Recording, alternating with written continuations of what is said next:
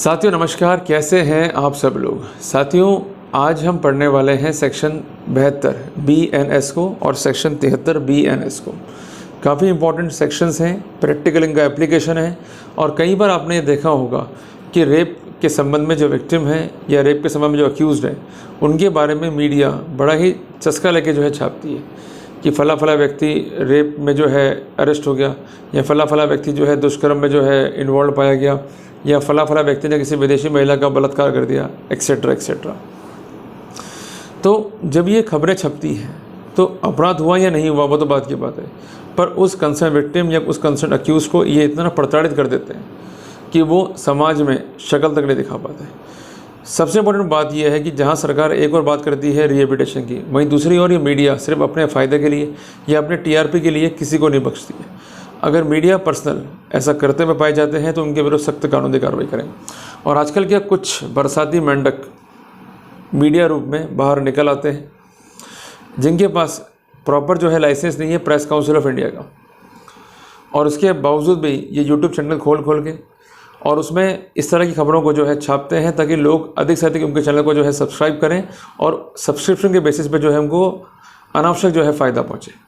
तो ऐसा करते हुए कोई मीडिया पर्सनल पाया जाता है जिसके पास प्रॉपर जो है ऑथेंटिकेशन नहीं है धारा 72 BNS का, तो उसके विरुद्ध भी आप कानूनी कार्रवाई करो। और साथियों एक बात आपको बताना चाहता हूँ कि यहाँ पर जो दंडादेश है वो कोई फ़ाइन नहीं है, इम्प्रिजनमेंट है, वो भी पूरे 2 साल का। और इसके अलावा इम्प्रिजनमेंट होने पर कोर्ट फाइन के साथ भी जो है दंडित करेगा। तो कितना बड़ा जो है फ़ायदा इस सरकार ने जो है हमें दिया है ताकि कम से कम हमारे जो राइट हैं वो मीडिया ट्रायल की जो है बलि ना चढ़ जाए। साथियों सेक्शन 72 जो है ये प्रिवेंट करता है प्रिंटिंग और पब्लिकेशन को, खासकर उन व्यक्तियों के संबंध में जो कि जुड़े हुए हैं धारा 64 से धारा 71 BNS के अपराध से, या तो विक्टिम के रूप में या अक्यूज़ के रूप में। साथियों ऐसा करने पर पनिशमेंट जो है अवॉर्ड होगा। और इसके अलावा अगर उनको ये छापना है, फिर भी कईयों को बीमारी है छापने की, वो मानेंगे तो है नहीं, तो उसके लिए उनको परमिशन चाहिए officer in charge of concern police station. दूसरी बात चाहिए परमिशन उनको IO की। तीसरी बात ऐसी परमिशन के लिए IO जो है कंसर्न लेगा विक्टिम की भी। और चौथी बात अगर विक्टिम डेड है या वो चाइल्ड है या अनसर्न माइंड का है तो उनके गार्जियन की। पर ऐसा गार्जियन कौन होगा जो कि एक्ट में जो है स्पेसिफिक किया गया है, वेलफेयर इंस्टीट्यूशन और organisation which are concern with victim means women और चाइल्ड। क्लियर हो गया आपको।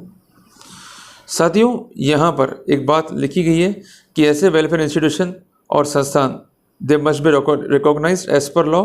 और वो कैसे होगा कि एक सोशल वेलफेयर इंस्टीट्यूशन या संस्थान होगा जो कि रिकॉग्नाइज सेंट्रल गवर्नमेंट या स्टेट गवर्नमेंट से होना चाहिए। अगर ऐसा प्रोटोकॉल यहाँ फॉलो नहीं हुआ है तो सबको जो है इसके गंभीर कानूनी परिणाम जो है भुगतने होंगे। इसका प्रोसीजर क्या, आपको नोटिस देना पड़ेगा, उसके बाद जो है आपको तुरंत जो है कार्रवाई कंसर्न कोर्ट से करनी पड़ेगी।